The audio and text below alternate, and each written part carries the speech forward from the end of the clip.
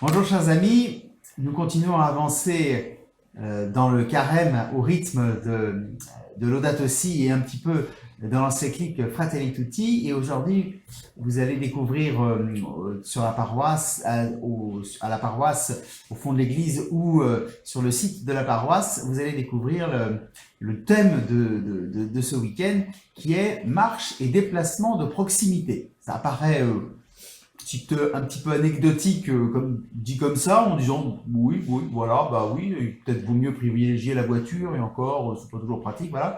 Mais ça va plus loin que ça. La première chose, c'est que on s'en rend compte quand on lit la Bible, c'est que nous sommes pèlerins. C'est notre condition fondamentale. C'est que sur la terre, depuis l'appel d'Abraham, eh bien, nous sommes en marche vers la cité qui sera véritablement le lieu où nous allons enfin poser notre sac et pouvoir vivre avec le Père. Et donc, la terre n'est pas notre demeure, n'est pas notre point final. C'est la terre, là où nous sommes, c'est le lieu où, eh bien, nous passons. Et donc, la marche, le déplacement, ça a quelque chose de très spirituel, en fait. Et prendre le temps, parce que c'est ça la marche, en fait. C'est pas juste se déplacer, c'est prendre le temps de la marche. Prendre le temps de la marche, c'est quelque chose de très spirituel parce que c'est dans la marche, au cours de la marche, que tout d'un coup, eh bien, on pèse véritablement la valeur de notre vie, qu'on peut prendre le temps de réfléchir.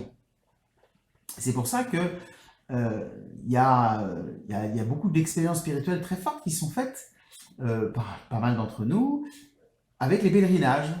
Quand on va prendre un jour, 2 jours, plusieurs jours, voilà, et on marche. Alors, il y a bien sûr le pèlerinage de Compostelle, mais il y a les pèlerinages des pères de famille, à Cotignac, à Montligeon, à Vézelay.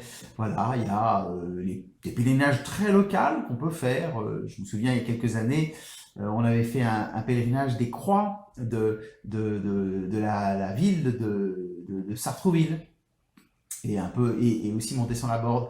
Voilà, un petit pèlerinage très simple. On avait été de croix en croix et je vous encourage aussi à découvrir effectivement quelles sont les croix qui sont ainsi installées dans Sartrouville et où nous pouvons aller comme ça faire des pèlerinages de croix en croix et découvrir ainsi que dans ce travers de ce chemin-là, eh bien, il y a quelque chose de notre vie spirituelle qui est en jeu. Et donc voilà, donc le déplacement, prendre le temps de se déplacer, c'est d'abord quelque chose de spirituel pour nous. C'est revenir à notre condition première de pèlerin. Ça, c'est le premier point. Il y a un point évident, c'est que effectivement, les déplacements de proximité, chercher finalement à éviter de prendre la voiture, éviter systématiquement d'aller dans des grandes surfaces loin, mais chercher plutôt le contact de proximité pour les courses, pour les choses du quotidien, bah finalement, ça a un avantage aussi, c'est que ça tisse du lien, ça tisse du relationnel. On est une époque très moderne et on sent bien que ce monde moderne nous a individualisés et que maintenant, ben, il faut prendre sur soi pour essayer de tisser du lien.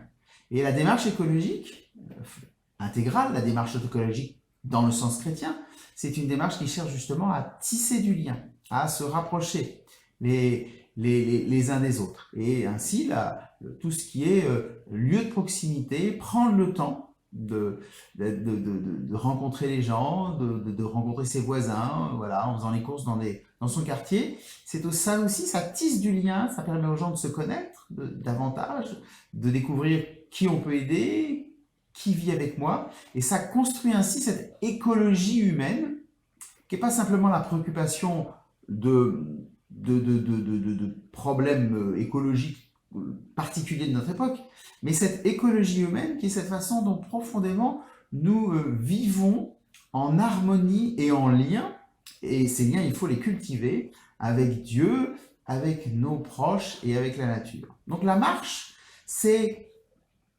parce qu'on est fait pour ça, c'est le lieu par excellence où nous allons vers les autres. Voilà. Et puis, troisième chose, et je pense à ce que le pape François disait avec beaucoup de finesse dans son exhortation Gaudete et Exultate, là, sur l'annonce de l'évangile, il nous disait le temps est supérieur à l'espace. Nous, hommes modernes, qui avons tout de suite, eh bien, il y a quelque chose qu'on n'a pas, qu'on ne sait plus faire et qui nous manque et dont nous avons vraiment besoin, c'est de prendre notre temps. C'est de faire les choses en prenant le temps.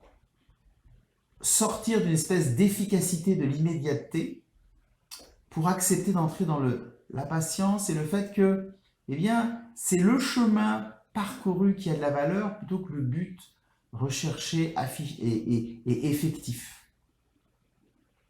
Et ça nous oblige, nous, hommes modernes qui avons des moyens d'être à la fois partout au même moment, ça nous oblige à prendre le temps, accepter le rythme du temps, le rythme de la nature, le rythme de notre propre biologie. Voilà, accepter de ne pas être comme des robots qui ne ressentent ni le temps, ni la nuit, ni le jour, ni le froid, ni le chaud. Voilà. Nous sommes ainsi imprégnés dans une nature qui imprègne en nous toutes ces dimensions-là, et plus nous prenons du temps pour nous acclimater et pour entrer dans cette connaissance intérieure du monde, en prenant le temps de marcher dans ce monde, de vivre dans ce monde, plus nous découvrons déjà les richesses et les beautés de ce monde. Et ça, c'est une grande joie, parce que nous avons besoin de beauté, nous avons besoin de joie. Nous ne pouvons pas être des purs êtres consommateurs et des purs êtres de technicité. Et ce rythme-là, il nous fait entrer dans la sagesse. On pourrait dire d'une certaine manière que nous avons un monde intelligent dans le sens où on a beaucoup de connaissances, on sait beaucoup de choses, mais nous avons perdu le goût de la sagesse, cette capacité qu'on a à prendre le temps pour goûter les choses. Et là, nous le savons, la sagesse, puisque la sagesse est d'abord une question de goût, ça s'éduque et ça prend du temps. Un peu comme quand on apprend à faire la cuisine, un peu comme quand on apprend à travailler le bois, voilà. Ça prend du temps pour connaître les choses. Et pour ça, eh bien, nous avançons. Et c'est ça le déplacement, le temps du déplacement. Donc, les jours commencent à être beaux.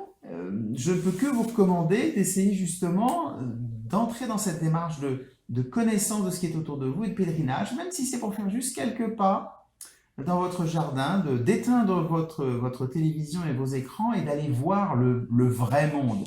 Pas le monde le monde virtuel, qui n'est pas le vrai monde, mais d'aller voir le vrai monde, sentir les odeurs, goûter l'air, voilà, entrer dans cette réalité du monde. Et vous allez voir à quel point ça nous enrichit intérieurement, ça nous construit intérieurement, et ça nous permet de découvrir notre propre place dans la création.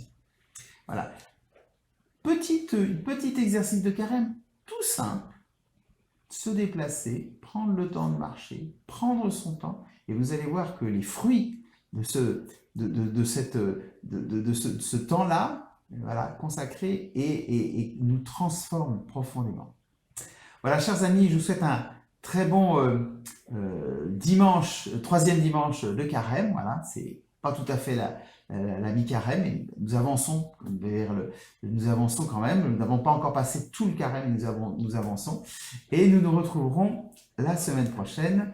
Voilà, que le Seigneur Tout-Puissant vous bénisse.